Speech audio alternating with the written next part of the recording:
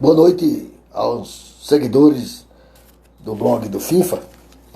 Vamos realizar nesta segunda-feira, 14 de setembro, a nossa primeira live da semana. Hoje, o nosso convidado é o competente deputado federal Tadeu Alencar, do PSB de Pernambuco. Tadeu cumpre seu segundo mandato de deputado federal, um homem que já foi secretário de Estado, foi líder do PSB na Câmara Federal. Então tem um currículo que nos deixa um currículo cheio de experiência. Um homem inteligente, advogado, já editou livro. E então vamos aguardar. O Lucas já entrou, o Paulo Tieto, Tadeu Alencar acenou. Vamos iniciar.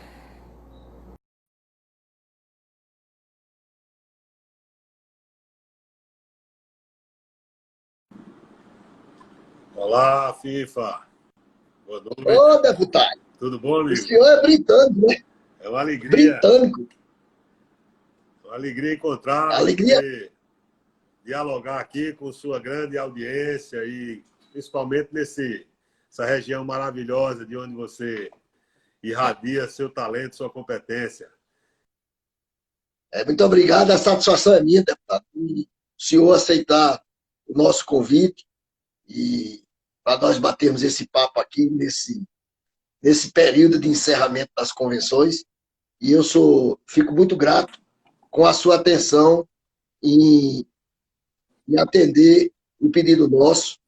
Eu sei, eu já disse anteriormente da capacidade intelectual, da formação que o senhor tem. Então, eu estou muito grato ao senhor pela a disponibilidade que o senhor nos deu da gente bater um papo aqui nessa live semanal que eu realizo desde o mês de junho.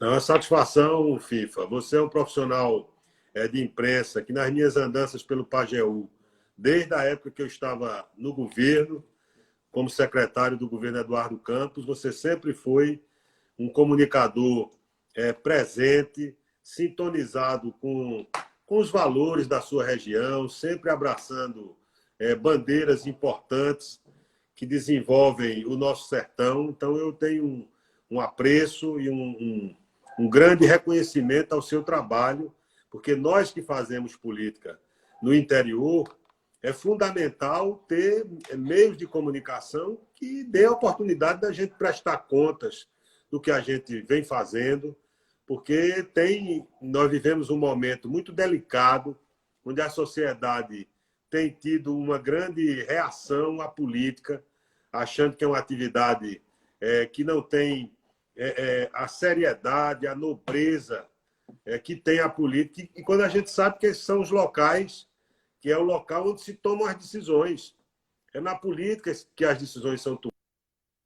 Por isso é tão importante você ter atores políticos que tenham comprometimento, competência para enxergar o que é prioridade, porque não dá para fazer tudo que se quer. Então, você tem que ser um gestor na escassez para fazer com que os recursos públicos, no modelo federativo, que diminui os recursos dos municípios, é uma lástima. Todos os meses em Brasília você tem uma procissão, uma romaria de prefeitos que vai a Brasília passar o Pires, o que mostra que o nosso federalismo é um federalismo de Pires na mão. Porque se você depende do governo central para fazer tudo que você precisa fazer, num governo com o perfil desse governo, que é centralizador, que é autoritário. Então, eu quero lhe cumprimentar por esse trabalho que você desempenha há tanto tempo, com muita seriedade, com muita dedicação.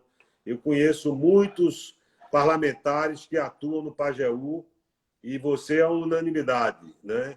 A gente tem muito respeito por quem exerce o seu trabalho com uma grande dedicação e também com o espírito público e republicano. Eu acho que é fundamental a gente ter a imprensa cumprindo o seu papel crítico, porque a imprensa cumpre um papel de crítico do poder. É importante que isso ocorra, nós sabemos que o poder funciona tanto melhor se ele for fiscalizado pela sociedade, pelos meios de comunicação, pelas instituições de controle, como o Ministério Público, etc.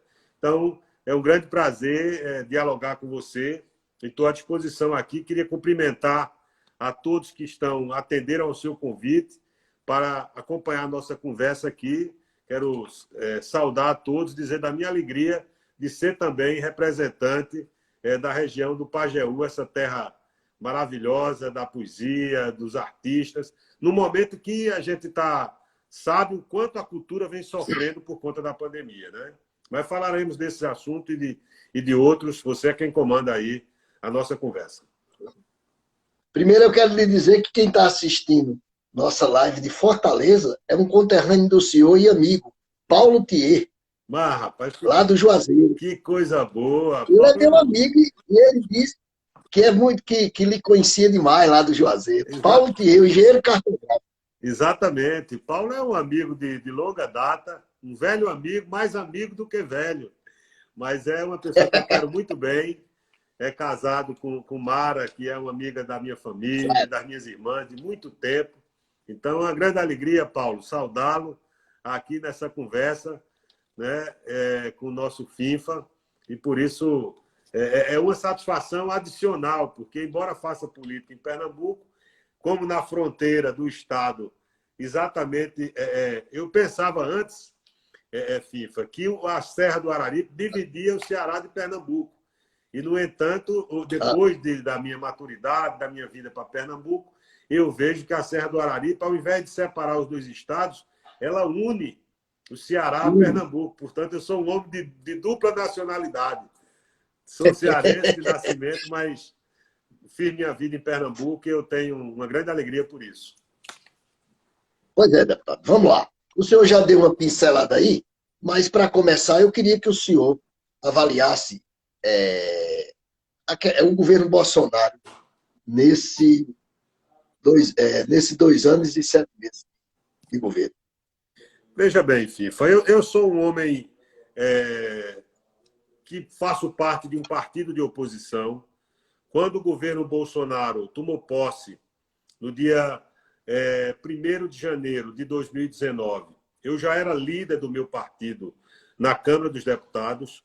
E quando tomei posse, um mês depois, 1º de fevereiro de 2019, do meu segundo mandato, eu dei uma entrevista à TV Câmara, onde eu disse uma frase que diz muito da forma como eu vejo o governo Bolsonaro. Bolsonaro foi um parlamentar sempre cuidando da vida dele, sempre foi um parlamentar polêmico, que defendia a ditadura militar. Nós que sabemos o quanto a ditadura fez mal ao Brasil, eu não estou falando das Forças Armadas de hoje, que são instituições nacionais, mas ninguém pode desconhecer o quanto foi indigno o período da ditadura, que torturou, que matou, que exilou tantos brasileiros, alguns dos quais das nossas famílias. Então, Bolsonaro sempre foi alguém que defendia esse período, que era agressivo com os homossexuais, que desrespeitava as mulheres, como, por exemplo, com a deputada Maria do Rosário, dizendo que ela não merecia ser estuprada porque era feia. Quer dizer, alguém que diz uma atrocidade dessas. E eu dizia nessa entrevista, no dia 1º de fevereiro de 19, que esperava que Bolsonaro fosse um presidente muito melhor do que ele foi deputado. E a gente tinha essa expectativa, e eu dizia mais: o que for do governo Bolsonaro, o que for de interesse do meu país, eu tenho obrigação de apoiar. Essa é a nossa atitude. Mas o que é que a gente viu? Bolsonaro foi eleito numa eleição democrática, 57 milhões de brasileiros resolveram votar nele, e eu tenho certeza que boa parte dessas pessoas, FIFA e os amigos e amigas que nos acompanham, não tinha identidade com essa pauta reacionária do Bolsonaro, queria mudança, queria arejar, abrir as janelas e viver um tempo novo. Nós sabemos que houve um grande desencanto do povo brasileiro, né, com atitudes de governos, de personalidades que sempre foram eleitas com a grande expectativa de renovação ética no Brasil, e esses erros levaram a esse desencanto que levou ao governo Bolsonaro.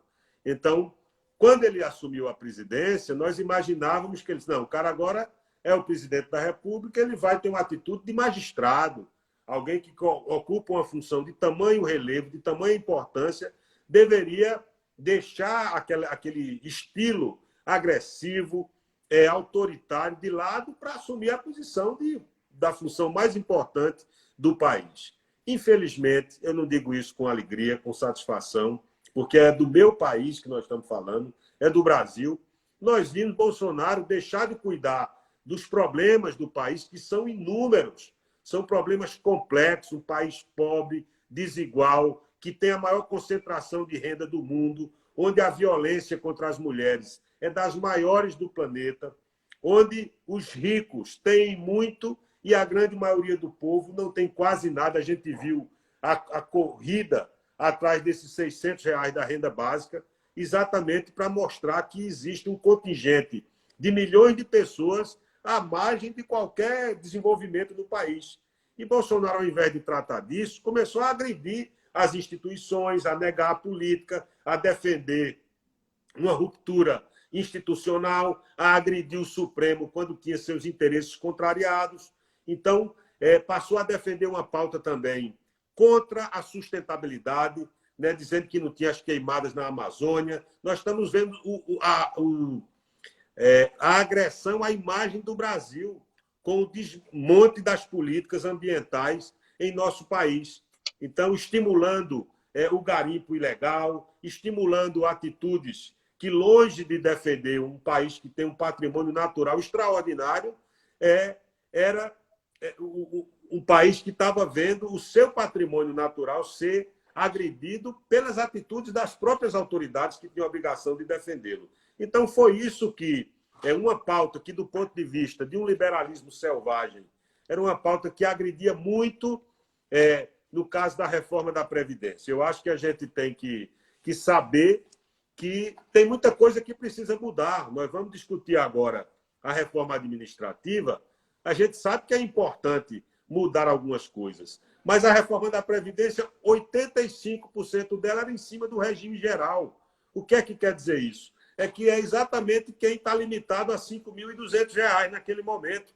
Então, isso não se trata de nenhum privilégio, alguém que está dentro do regime geral de Previdência. E assim foi a pauta do governo, uma atrás da outra, que, lamentavelmente, ao invés de enfrentar e resolver os problemas do país, era uma negação da política, era um discurso falso de negação da política. Nós estamos assistindo aí agora o Bolsonaro muito à vontade com alianças políticas que está fazendo dentro da Câmara, e com troca de cargos, de espaços políticos, e também diminuindo essa agressividade dele, que não trazia nada de bom nem para o seu governo, nem para o país. Então, minha avaliação é de que essa pandemia mostrou as vulnerabilidades do país, que já são grandes, mostra que nós temos milhões de brasileiros e brasileiras completamente à margem, e é por isso que é importante você ter a presença do Estado. Você imagine, esses que acham que não tem que ter Estado, que o mercado resolve tudo, esse liberalismo selvagem não serve a um país como o Brasil, porque pode servir para a Suécia, para países onde tem as questões sociais resolvidas, mas não um país onde tem tanta fome, miséria, desigualdade, exclusão, violência, que é essencialmente um problema social, fruto dessa desigualdade. Então, eu acho que ele foi frustrante, não para mim, porque, de alguma forma, a gente fez uma disputa com ele, perdemos a eleição, mas aqueles que apostaram que Bolsonaro iria renovar os costumes políticos, que iria agir de modo diferente, que iria ser um bastião da moralidade pública, nós estamos vendo que, na hora que estava em jogo, inclusive situações que envolvem a sua própria família, aí, no instante, ele mudou de comportamento, passando a aparelhar a Polícia Federal, passando a agredir o ministro Sérgio Moro, que era o grande fiador das propostas de combate à corrupção do seu governo, mostrando, o próprio Sérgio Moro disse isso, Então, lamentavelmente, a avaliação que eu faço não é positiva, mas é um governo eleito democraticamente, nós temos que respeitar e vamos conviver com ele, fazendo uma oposição crítica, vigilante, que é necessária para um governo com essa característica, mas nós temos o respeito à institucionalidade que muitas vezes o presidente da República não demonstrou ter com as instituições nacionais. Correto. Agora vamos entrar na questão do seu mandato. O senhor é um deputado bem avaliado no DIAP. O senhor, como eu disse anteriormente, seu currículo não tem nada a desejar. E o senhor, eu pesquisei e vi de que o senhor, nesse seu mandato, nos dois mandatos, o mandato de 1 ano e meio e os 4 anos, o senhor atingiu, em emendas parlamentares, deputado, 100 milhões. 100 milhões através de emendas parlamentares para 53 municípios beneficiados. Como é que o senhor pontua e chega a atingir um valor preponderante para os seus municípios? Veja bem, FIFA, eu acho que quem exerce uma função pública de grande responsabilidade, como a de um deputado federal, ele tem várias atribuições, tem vários compromissos, mas tem duas coisas que eu acho que um parlamentar tem que corresponder à confiança daqueles que lhe depositaram essa responsabilidade através do voto. Uma delas é você corresponder à expectativa daqueles, olha, eu vou votar num determinado cidadão ou cidadã porque ela tem ideias que combinam com o que eu penso. É claro que, como no meu primeiro mandato, que eu tive mais de 100 mil votos, você, quando se posiciona, nem todo mundo que votou em você vai se sentir contemplado. Mas é muito importante que todo mundo que votou em você saiba que, quando você se posiciona, você está sendo coerente com aquilo que você defende. Então, nós sempre defendemos a democracia, defendemos o combate às desigualdades, defendemos... O meu partido é um partido que tem mais de 70 anos de história, que lutou em vários momentos da vida brasileira para melhorar a vida do povo brasileiro. Então, eu sabia que era importante ter uma atitude no exercício do mandato que pudesse, toda vez que tem alguma avaliação, algum conflito entre aquilo que eu represento com aquilo que é os interesses, às vezes, de parte da sociedade, de uma minoria, da elite, eu sei o que eu represento. Eu represento um Estado que sempre teve uma posição muito altiva na política brasileira, de políticos sérios, de políticos que não utilizam o mandato para fazer negócio, que a gente sabe que muita gente quer um mandato e pensa que é dono desse mandato. Eu não sou dono do meu mandato. Eu represento alguma coisa, eu represento milhares de pessoas que me confiaram essa tarefa de estar lá e, estando lá, saber que, quando tiver as votações, como é que eu vou me comportar. Então, eu sempre consulto o que eu represento e como é que as pessoas que eu represento gostariam que eu votasse. Então, eu procuro ser coerente com aquilo que eu preguei, de seriedade, de ética republicana, né? Então, isso é um primeiro dever. O segundo dever de um parlamentar é destinar emendas para os lugares, principalmente para os lugares que lideram esse apoio. Você chega lá com o apoio do Sertão e, quando tem uma pauta de interesse do Sertão, você não vota a favor dessa pauta e também não destina nenhum tipo de melhoria para essa região, aí o sujeito que você vai pedir voto na próxima eleição vai dizer: amigo, você não me serve, porque você vem aqui na época de eleição e depois desaparece. Quando tem uma questão que interessa às reivindicações da minha terra, o senhor vota de maneira distinta, vota diferente daquilo que eu esperava, e não mandou nada para a minha terra. Então, eu procurei, primeiro, distribuir as emendas em todo o estado de Pernambuco, onde eu tive apoio.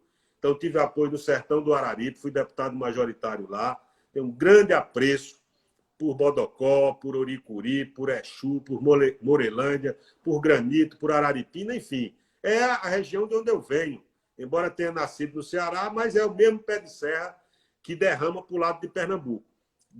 Só para o Sertão, para você ter uma ideia, eu vi aqui, eu estava olhando, nós destinamos 40 milhões Se você pegar o hospital de Exu, você vai ter um hospital que foi reformado, ampliado e equipado só com nossas emendas. É um dos melhores hospitais municipais do sertão de Pernambuco. E eu falo de Exu, mas poderia dizer iniciativas em Bodocó. Em todas essas cidades, são 53 cidades que receberam emendas do nosso mandato em todas as áreas. Na saúde, na infraestrutura urbana, na educação, na cultura, porque eu tenho um grande compromisso. Eu quero ainda ajudar a construir o Memorial da Poesia Popular do Pajeú. Nós já temos, inclusive, um projeto que o ex-secretário de Cultura, Henrique Marinho, foi comigo uma reunião na FUNARP. O secretário de Cultura, Gilberto Freire Neto, sabe desse meu desejo. E esse mandato eu quero terminar deixando em cada lugar desse uma marca da nossa atuação. Então, isso lá em Iati, onde estive ontem na convenção, também em Tabira, em Afogados, na Mata Norte. Nós temos muitas prefeituras com as quais nós temos compromisso. Então, isso para mim é uma alegria. Para você ter uma ideia, FIFA, eu estava olhando aqui, só de ônibus, 23, com 14... são 23 ônibus para saúde e educação. Isso pode parecer uma coisa menor para quem tem o seu problema de transporte resolvido, mas não para muitos estudantes que se deslocam na zona rural em condições, às vezes, nessas peruas, sem qualquer segurança, inclusive em condições ilegais de transporte dos estudantes. Então, é muito importante você dar dignidade à nossa população, aos estudantes. E assim foi feito aqui no Recife, as entidades de saúde, Fundação Altino Ventura, IMIP, Hospital do Câncer, Santa Casa de Misericórdia, Maria Lucinda. Ou seja, se de vez em quando eu preciso dar um suporte a alguém que vem de alguma região com necessidade premente como a questão de saúde, eu preciso ajudar essas instituições que acolhem o nosso povo. As instituições culturais, né? Também a Orquestra Criança Cidadã. Eu coloquei 1 milhão para o edital do audiovisual lá na Prefeitura do Recife.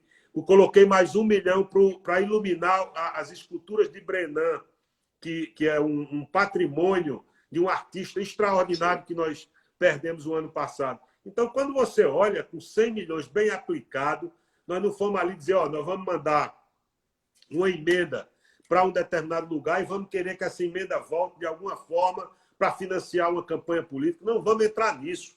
Essas emendas, se bem aplicadas, nesse mandato, eu vou fazer uma prestação de contas de tudo que foi feito nesses 5 anos. Vou fazer uma plaquetezinha mostrando onde foi aplicado esse dinheiro, porque dá ao cidadão, inclusive, a oportunidade de olhar se esse dinheiro foi aplicado mesmo lá naquilo para qual foi destinado.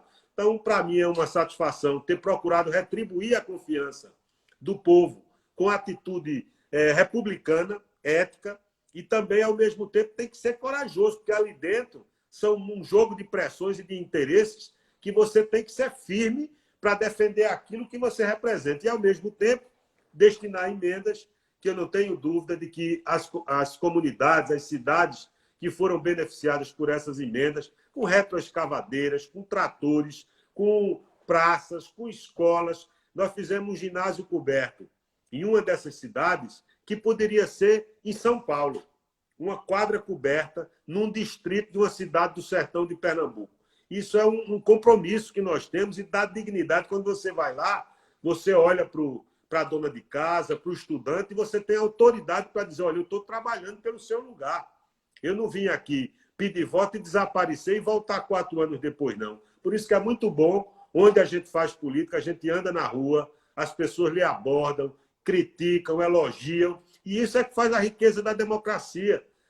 Quanto mais gente de bem estiver na política, melhor. Por isso que eu combato de maneira enérgica essa criminalização da política, essa visão equivocada de que na política só tem gente querendo fazer coisa errada. Tem muita gente boa, FIFA, no Congresso Nacional, nas prefeituras. Sim. E os vigaristas, a gente tem que jogar luz sobre eles, fortalecer as instituições de controle para combater os desvios. Mas tem muita gente séria na política E eu acho que quanto mais a sociedade valorizar isso, mais você vai atrair pessoas, principalmente da juventude, que queiram fazer uso da política para ser um instrumento de servir ao seu país, ao seu estado, à sua cidade, ao seu lugar. É na política, vocês que nos acompanham aqui nessa conversa, que se tomam as decisões. Quando as decisões são tomadas, que o Brasil pode melhorar ou pode piorar, dependendo das decisões que a gente estiver tomando agora. Por isso que a política é tão importante e a gente não pode permitir que haja esse nivelamento por baixo de que todo mundo que está na política está para tirar algum proveito. Eu tenho minha vida profissional realizada, fui secretário de Eduardo Campos, o maior líder político da minha geração, entrei e saí do governo com ele, foi uma experiência extraordinária, mostrando que é através da política que você transforma as coisas. Pernambuco viveu momentos de um verdadeiro renascimento. Até os seus críticos reconhecem isso. Então, é com um senso de responsabilidade renovado que a gente exerce esse mandato que, pela segunda vez, o povo pernambucano me confiou.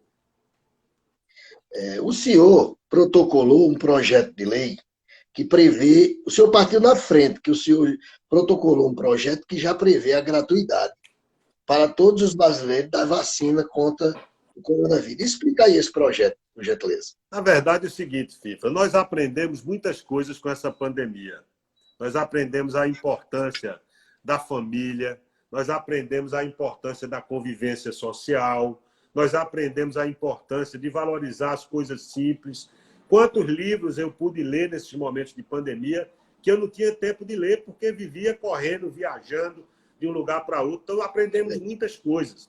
A valorizar as coisas simples, a natureza, saber o quanto a vida é efêmera. Mais de 130 mil pessoas perderam a vida numa doença, o Covid-19, que é, às vezes, ignorado pelas autoridades sanitárias, que acham que isso é uma gripezinha, que não faz mal a ninguém. Um ex-deputado lá, meu colega na Câmara, disse que não, nós não vamos ter 2.000 mortes, já vamos com 130 mil. Numa estatística que seria muito maior se tivesse seguido determinadas orientações que são absurdas do ponto de vista sanitário. Isso não é um problema do Brasil, o mundo todo está se deparando com isso. E nós vimos que o teste do coronavírus, o teste da Covid-19, foi algo que a população não teve acesso. O nível de testagem no Brasil é muito baixo. Isso foi um dos problemas. Os exames caros e sem que a população tivesse acesso. Então, para evitar que isso ocorra com a vacina, a gente sabe que as pesquisas estão adiantadas. Daqui a pouco nós vamos ter essa vacina sendo disponibilizada. Se não houver uma obrigação legal que obrigue a distribuição gratuita para uma cobertura epidemiológica e de vacina que seja universal, que universalize essa vacina, nós vamos ter ali a vacina para quem pode pagar. E a grande maioria do povo não vai ter acesso. Então, como o corona ainda está circulando, como, lamentavelmente, a população parece que a gente já superou todos os riscos, e não é verdade. Eu vi nos últimos dias as fotografias de jornal mostrando a quantidade de pessoas aglomeradas nas praias. É uma coisa muito preocupante, porque o vírus ainda está circulando. Nós já estamos, felizmente, com um controle razoável disso, mas ele não foi abolido. Ele ainda está circulando, está contagiando as pessoas. Então, é muito importante que a vacina, em sendo aprovada, que ela possa ser distribuída, inclusive sob critérios de prioridade socioeconômica. Por exemplo, o beneficiário do Bolsa Família, no nosso projeto, ele tem que ter prioridade, porque quem tem condição econômica de pagar a vacina, que o faça, mas que o povo mais simples, mais pobre, mais vulnerável, que é quem mais está sujeito ao contágio e às consequências desse contágio, deve ter prioridade para receber essa vacina, que a gente espera que no tempo mais rápido possa ser reconhecida como eficaz e eficiente. E nós também dissemos que é importante que isso se faça por um programa do Ministério da Saúde, que é um programa nacional de imunização, que é modelo para o mundo. Então, o nosso projeto tem essa característica e espero que a gente possa aprová-lo em breve, que certamente vai ser de grande valia na distribuição gratuita e universal da vacina contra o coronavírus. Parabéns pelo projeto. Obrigado. Deputado, eu queria que o senhor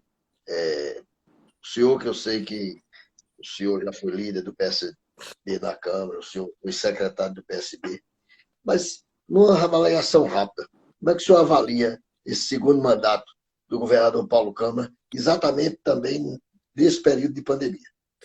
Antes de responder sua pergunta, eu vi que eu acho que foi Pedro Pires que mostrou que também você deve dar prioridade a grupos de risco. Esses grupos de risco também estão contemplados nas prioridades do projeto. O governo Paulo Câmara, FIFA, nós sabemos as dificuldades que o Brasil atravessa. País pobre, país subdesenvolvido, país que tem ainda muitos desafios a vencer na educação, na saúde, na segurança, no saneamento, na mobilidade urbana, no acesso aos bens culturais, que o brasileiro muitas vezes não tem acesso, um cinema, um teatro, um espetáculo. Então, eu acho que o governador Paulo Câmara que teve a difícil tarefa de suceder o governo Eduardo Campos. Não é simples. O elemento de comparação era muito desigual, um momento econômico totalmente diferente. E, no entanto, nós vimos Pernambuco estar sob mãos honradas, sob mãos seguras, um técnico que adquiriu o traquejo político com o seu estilo. Ele nunca quis imitar o estilo mesmo daquele que era, para nós, um grande iluminador, que era o ex-governador Eduardo Campos. Acho que o governador se ouve bem no primeiro mandato, enfrentou os problemas. Muitos desacreditavam, num dado momento, do Pacto pela Vida. E ele mostrou que o Pacto pela Vida era uma política pública importante, que conseguiu resultados extraordinários. Houve queda durante 24 meses, 2 anos, mostrando os acertos de uma política pública que foi construída lá atrás e que foi fortalecida. Nós, quando chegamos no governo, fizemos um investimento na educação com o Eduardo, e com o governo Paulo Câmara nós temos há 3, 4 anos a melhor educação de ensino médio do Brasil. Então, se você pegar em cada segmento da administração, nós vamos ver que houve seriedade, dedicação, zelo, competência, respeito pelos pernambucanos, e foi isso que fez com que o governador fosse reeleito já no primeiro turno, em 2018. E agora nós tivemos um ano muito difícil, um ano em que Pernambuco não teve os seus financiamentos aprovados, porque o governo federal, exatamente instrumentalizando a própria administração pública, criou dificuldades enormes para que a gente tivesse acesso a financiamentos que tinham tudo para ser aprovados e que dariam uma folga enorme nas nossas receitas. Mas, mesmo assim, eu acho que o governador se conduziu bem. Né? Nós temos tido e podemos acompanhar que Pernambuco é um estado que tem suas contas em ordem, o pagamento dos servidores em dia. É um governo sóbrio, sem ostentação, sem nariz empinado, um governo que tem o nariz nas ruas para saber o que é que as pessoas precisam. Eu acho que é um governo que tem um reconhecimento de que se comportou bem e que vem conduzindo bem as questões as questões que interessam ao povo pernambucano. Ainda esse ano, um ano desafiador, mas nós vimos a figura do governador assumir o papel de líder, comandando um plano de contingência, de enfrentamento da pandemia e de convivência com ele, sob, às vezes, a incompreensão de alguns setores, mas foi fundamental ter uma liderança que não largou do serviço para dar um rumo ao nosso Estado e conduzir o nosso Estado num momento que é muito crítico da nossa história. Ainda estamos atravessando esse momento, mas Pernambuco atravessou com muita responsabilidade esse período e, por isso, nós estamos chegando no momento de gradativa redução do nível de contágio, do nível de ocupação das UTIs no Estado. Nós criamos mais de 2.000 novos leitos no Estado, 900 deles de UTI. em hospitais que foram estruturados no tempo recorde. E é por isso que eu tenho, na minha avaliação, o governador Paulo Câmara faz um governo correto, né? Evidentemente que nós temos já um tempo de governo razoável, o nível de exigência das pessoas. Quem não tinha escolas bem estruturadas fica desejando ter essa estruturação.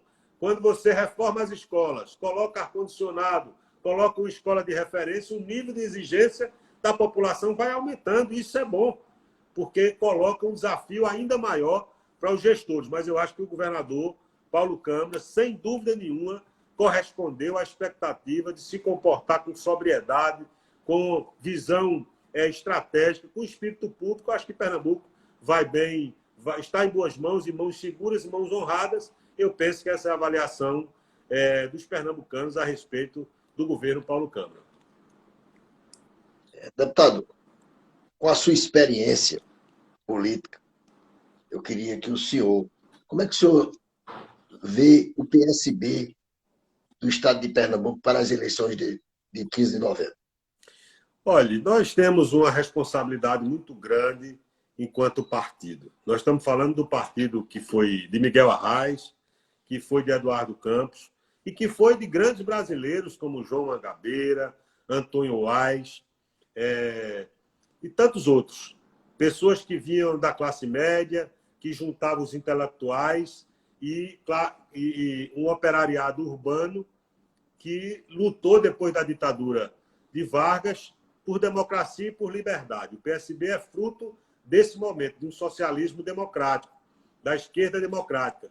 E, ao longo da história do PSB, nós tivemos inúmeros momentos da vida nacional, da vida brasileira, em que os democratas de todos os colores, digamos assim, se uniram para defender o interesse do país. Acho que o PSB tem uma condução coerente com essa sua história, vem crescendo sob as mãos de Arraes e de Eduardo Campos. O partido cresceu enormemente, governou São Paulo, governou o Distrito Federal, governa pela segunda vez o Espírito Santo, governa em vários mandatos Pernambuco, e assim Brasil afora.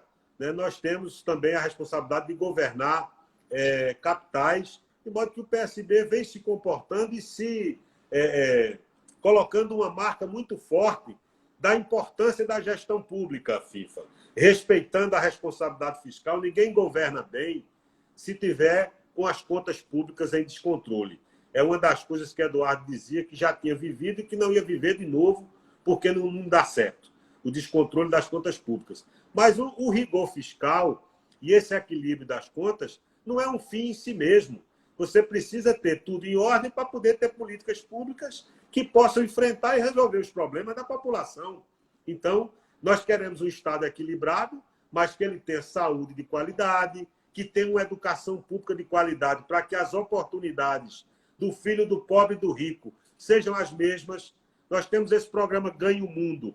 Isso não é só um curso de língua estrangeira, não. É um programa emancipatório, em que o filho de um trabalhador rural vai estudar na Europa, no Canadá, na Nova Zelândia, e volta com a visão do seu próprio país, mostrando e sabendo que a educação é redentora.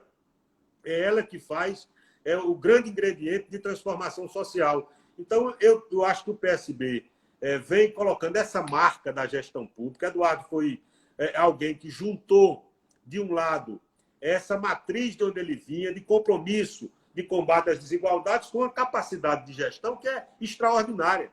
Normalmente, no Brasil, o sujeito diz é um bom político, mas é um péssimo gestor. Eduardo era um bom político e um excelente gestor. E esse exemplo ficou como uma marca do PSB, né?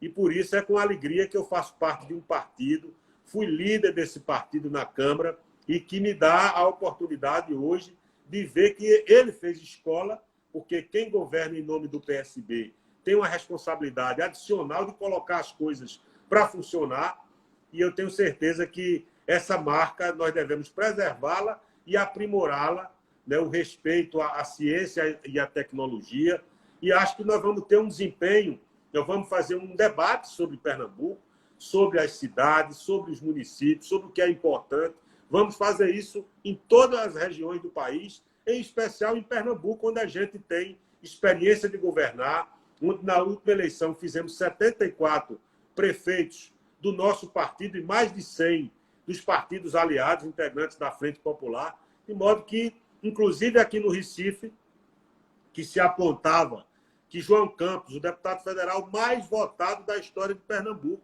Você não pode, porque o sujeito é jovem, diminuir esse feito. E ele não chegou lá para ser vamos dizer assim, um dandy. Ele chegou lá e travou lutas importantes naquela CPI do óleo, ele é o relator, na questão da comissão externa da educação e tantos outros. Ele fez uma emenda, João Campos, para evitar o contingenciamento do orçamento das instituições de ciência e tecnologia, da Embrapa, da Fiocruz. Ou seja, é um parlamentar que, além de ser o mais votado da história de Pernambuco, ele vem desempenhando, eu acompanhei de perto, a sua dedicação, a sua disciplina, os seus estudos. Quem estiver esperando um candidato frágil, um candidato apenas fruto de sucessão hereditária, vai se surpreender, porque João, acima de tudo, é disciplinado e é dedicado. Está estudando os problemas do Recife, está voltado a compreender quais são as coisas que precisam continuar avançando, porque o prefeito Geraldo fez 2 grandes mandatos aqui, tem muito por ser feito, muito. E João tem toda a condição e vai surpreender os recifenses, porque vai mostrar que está preparado, que a juventude dele não é um defeito, não. É um ativo dele, porque tão jovem já tem a experiência e o talento para continuar fazendo uma obra de fôlego no Recife, com seriedade, é fundamental. O espírito público republicano é fundamental na política. E João tem todas essas características, tenho certeza que vai ser um grande candidato, mas mais do que um candidato, vai ser um grande prefeito do Recife também. Amanhã será homologada a chapa João Campos e Isabela de Roldão. Hoje, o senhor da Rádio Folha rasgou de elogios a vice Isabela de Roldão, a pedetista.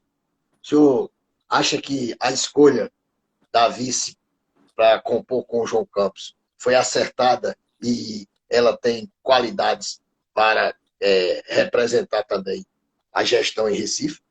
Com certeza. Eu acho que Isabela de Roldão é uma militante política jovem, mulher, foi vereadora da nossa capital, foi candidata a vice-governadora, tem uma militância nas políticas de gênero, na defesa das questões de interesse da mulher, que é notável esse trabalho dela nessa área, mas é uma pessoa que optou pela política. É uma política séria e honrada, e, portanto, eu penso que foi uma boa junção.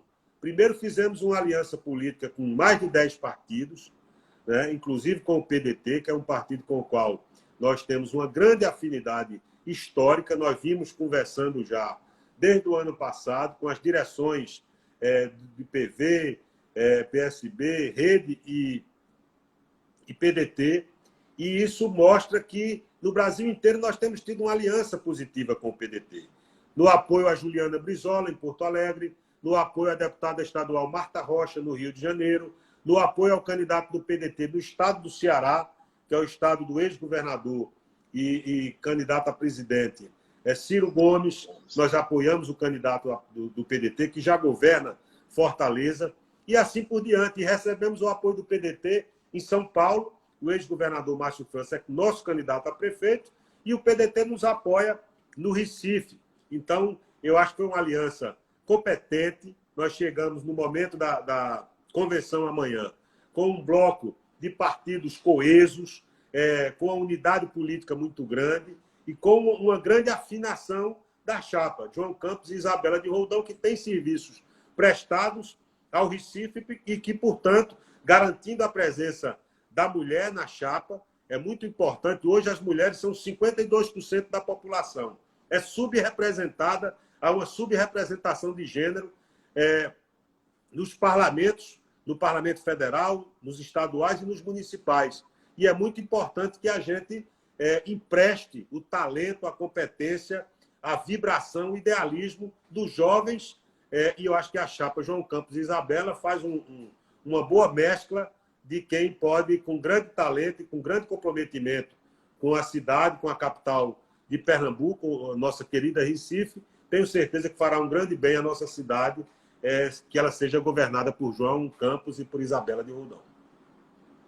Em contrapartida, o presidente Lupe, do PDT, agora à tarde, destituiu o diretório municipal do PDT em Recife, em virtude do posicionamento do seu colega de Câmara, Túlio Gadelha.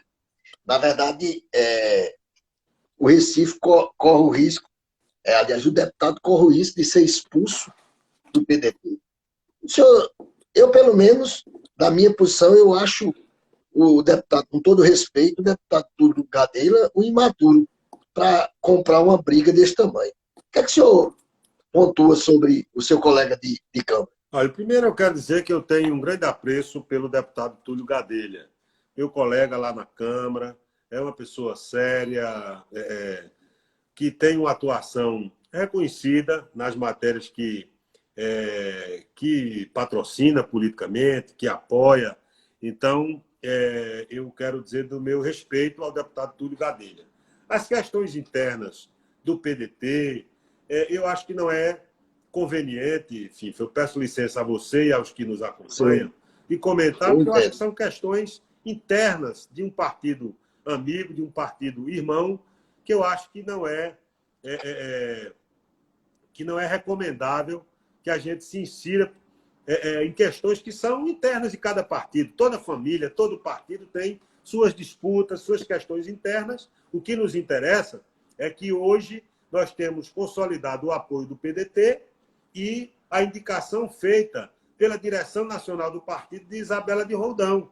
Eu acho que isso diz tudo, né? É claro que essas coisas sempre são um pouco tensas e tal, mas eu sei que haverão de ser equacionadas, inclusive com o deputado Túlio Gadelha sendo reincorporado aos desafios do seu partido, que são muitos também, e ele é alguém que merece a minha consideração e o meu respeito. É o que eu tenho a dizer sobre isso. E sobre as oposições em Recife, o senhor acha que elas se fragmentaram? Não há dúvida, né? Enquanto nós conseguimos formar uma ampla frente política que reuniu mais de 10 partidos, partidos de centro, partidos do campo progressista, da centro-esquerda, eu acho que foi uma aliança competente, conduzida pelo próprio João.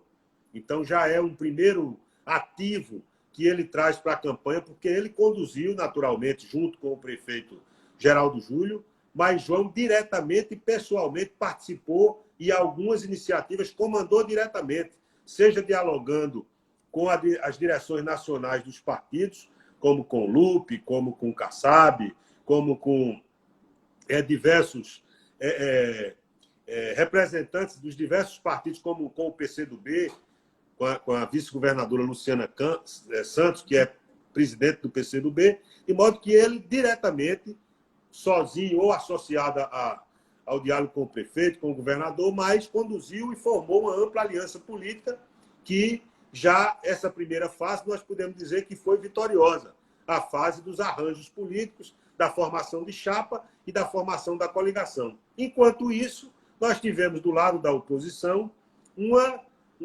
fragmentação enorme que, na palavra e na linguagem dos próprios representantes da oposição, é indesejável, porque fragmenta, porque pulveriza e deixa de ter candidaturas ali que, na hora que você pulveriza demais, você pode correr o risco de que já tenha um direcionamento que não é estrategicamente adequado para uma eleição que tudo indica que será muito disputada, mas nós entramos em campo com um bloco bastante uniforme e denso, com a musculatura realmente azeitada, e as oposições estão entrando de maneira fragmentada.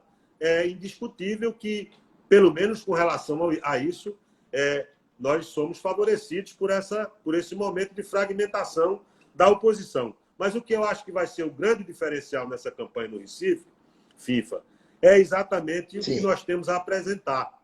Porque nós temos um legado a defender em Pernambuco e no Recife e vamos defendê-lo vigorosamente. E vamos também, claro, me perguntavam hoje se nós vamos ter uma eleição pautada nas questões locais ou nas questões nacionais. E eu dizia que é inevitável, aliás, indispensável, que você discuta as questões locais. Nós queremos discutir a realidade de cada município de Pernambuco e a realidade do Recife. Agora, será inevitável também vir à tona como cada um de nós se comporta diante da pandemia, diante dos ataques do governo Bolsonaro às instituições democráticas. É isso que também será inevitável ser avaliado pela população que quer discutir gestão pública, os problemas da cidade, mas que observa também o que acontece na política nacional e cada um, evidentemente, responde pelas suas atitudes. Isso também certamente será objeto de debate na eleição do Recife. Deputado, eu fiz um levantamento aqui no sertão do Alto Pajeú, na eleição de 2018, os 17 municípios do Alto Pajeú, o senhor só não foi votado em 2 municípios, Calumbi e Quixaba. Na verdade, o senhor teve 4.207 votos, sendo majoritário na cidade de São José do Egito, e a segunda cidade mais votada do Pajeú foi Itabira. Eu pergunto, como é que o senhor vê a situação do seu aliado para as eleições deste ano, o prefeito de São José do Egito, Evandro Valadares? E como o senhor vê também, como o senhor viu a situação do PSB de Itabira? Até porque definiram ontem a chapa, mas, na verdade, vinha rolando um angu de caroço, como a gente fala lá. Queria que o senhor pontuasse aí nessas suas 2 cidades, onde o senhor tem votado. Inclusive, a vereadora Claudicéia estava aqui participando, mandou um abraço ao senhor. Pois é, Fifa. Antes de responder a sua pergunta, eu queria agradecer aí alguns amigos e amigas que se manifestaram. Nossa amiga Rosa Ferreira, que trabalhou conosco no governo do Estado. A nossa amiga querida, vereadora Claudicéia, lá de Itabira, dessa querida cidade de Itabira, também terra da poesia. Paulo Lins, que é o secretário de Educação de Iati, vi que passou por aqui. E outros amigos e amigas, que eu peço licença para não mencionar todos, porque nós deixaremos de estar conversando aqui e eu peço licença para... E também porque eu sou ligeiramente míope, então, se eu olhar para aqui, eu perco a concentração. Mas isso é uma deficiência que eu vou me organizar para reparar. Então, veja, em São José do Egito. São José do Egito é uma cidade que já foi governada por Evandro Valadares, que você conhece. É um sujeito autêntico, é um sujeito que tem um estilo que às vezes desagrada porque ele é sincero demais. Às vezes, talvez não tenha o jeito de dizer alguma coisa, e é importante ter jeito, mas Evandro é alguém que se dedica a fazer as coisas em São José do Egito. É pavimentação, é escola, é alimento no programa de fornecimento de alimento dos programas municipais de assistência social, é aração de terra, é limpeza de barreiro, é sistema de abastecimento d'água, é asfalto, é o hospital de São José do Egito. Quem sabe o que era no passado e o que é hoje, sabe que houve uma mudança revolucionária no hospital e na saúde de São José do Egito. É isso que faz com que Evandro chegue na véspera da eleição completamente... não tem eleição fácil, né, FIFA? Nós sabemos disso. Mas Evandro entra com um reconhecimento da qualidade da sua gestão. Eu tive a oportunidade, nesse tempo, de colocar 8 milhões em São José do Egito. Por quê? Porque eu tinha um aliado lá, um prefeito trabalhador, um trator, Valmir, daqueles, para fazer o que a população precisa. Às vezes as pessoas se ressentem de que Evandro não está naquela picuinha, no varejo da política. Ele está trabalhando, porque ele quer se apresentar como candidato. Ele é clérigo, que é um grande médico de São José do Egito, todos conhecem, humanista, hipocrático. Então, ele se apresenta com essa característica. As avaliações internas que nós temos, sem nenhuma arrogância, dão uma aprovação expressiva ao governo de Evandro Valadares e, consequentemente, isso é um ingrediente, um ativo que ele entra bem na eleição. Nós temos uma expectativa muito razoável de que vamos reeleger o prefeito Evandro Valadares. Em Itabira, é uma cidade que eu aprendi a gostar, sou amigo de muitas pessoas muito queridas, Pipi da Verdura, Marcílio Valadares, que é vereador, Claudicéia, já falei, o nosso Marcos Crente, que é vereador também, e vários outros amigos que são da cidade e que têm uma participação na política da região, Zé de Bira e vários outros. Eu acho que a aliança que foi conduzida em Itabira, que junta o PT com o PSB, é uma aliança que reflete uma convergência, né? Alguns criticam que o processo não foi o mais, vamos dizer, democrático, mais transparente, mais pessoas precisavam ser ouvidas, né? Eu mesmo não participei disso. Eu sou vice-presidente do PSB e não tive a oportunidade de ser convidado para tratar sobre Itabira. Eu sou votado lá, gostaria de ter opinado. Mas acho que a aliança que foi feita foi uma aliança correta, porque junta o PSB e o PT com uma aliança política que tem tudo para ganhar as eleições. Mas, como qualquer eleição, é uma eleição dura, difícil, e nós vamos trabalhar para fortalecer o nosso conjunto político em Itabira, que é o apoio à chapa do PT-PSB. Eu, certamente, na campanha, irei a Itabira para ajudar a conduzir a eleição dos companheiros que estão nos representando na eleição municipal. Tem tempo para a gente dar uma palhinha na Lei Aldir Blanc? Tem agora, falta 4 minutos. O senhor fala, que eu ia perguntar, porque falta 4 minutos. Fala aí da Lei Aldir Blanc e deixa as suas considerações finais. Pronto, vou tentar ser muito breve nessa matéria, mas nós estamos à disposição. Falta 4 minutos. À disposição para falar disso, inclusive aqui no nosso gabinete. Veja bem, nós aprovamos uma lei. No momento da pandemia, a cultura é um ambiente que primeiro sofreu, porque fechou teatro, museu, cinema, deixou de ter espetáculo, deixou de ter show. Então, toda a cadeia produtiva da cultura foi prejudicada. Foi a primeira a ser prejudicada e certamente será a última a sair. Nós fizemos uma grande mobilização que permitiu que 3 bilhões de reais estejam sendo aplicados agora por estados e municípios. Aqui em Pernambuco, 74 milhões para o pagamento, aliás, para o Estado, e esse dinheiro vai ser gasto pagando a renda básica de 3 parcelas de R$ 600 reais, e também 20% disso, no mínimo, em novos editais para a aprovação de projetos, os mais variados, em todas as linguagens culturais. Nós estamos com esse cadastramento já aberto a partir de hoje, numa plataforma que a Secretaria de Cultura e a Fundap disponibilizaram, portanto, e eles têm também um atendimento que tira todas as dúvidas das pessoas. Eu tive com o Marcel Melo a semana passada lá no Palácio, conversando com o Gilberto Freire Neto, e ele nos deu conta de que teria um suporte para esclarecimento de dúvidas dos trabalhadores da cultura. Os espaços culturais ficou a cargo dos municípios.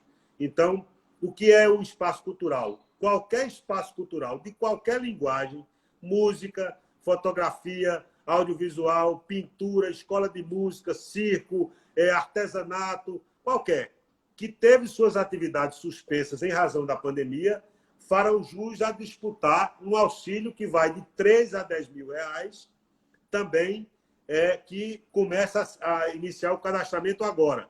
É claro que vão ter muitas situações onde a pessoa vai ter que provar que aquele espaço cultural teve sua atividade suspensa em razão da pandemia. E os trabalhadores da cultura também, para receber a renda básica, tem que ter pelo menos 24 meses de vinculação com a cadeia produtiva da cultura, não pode ter vínculo empregatício, não pode ter tido renda individual. 28 segundos, viu, deputado? Como? Para não cortar. Não, perfeito. Falta 20 segundos. Então, FIFA, eu só tenho a agradecer a você, a todos que nos acompanharam até aqui, e dizer que o nosso escritório pode ser procurado para tirar dúvidas daqueles que nos acompanham. Eu só tenho a lhe agradecer a oportunidade de conversar com todas as regiões de Pernambuco, especialmente com o nosso querido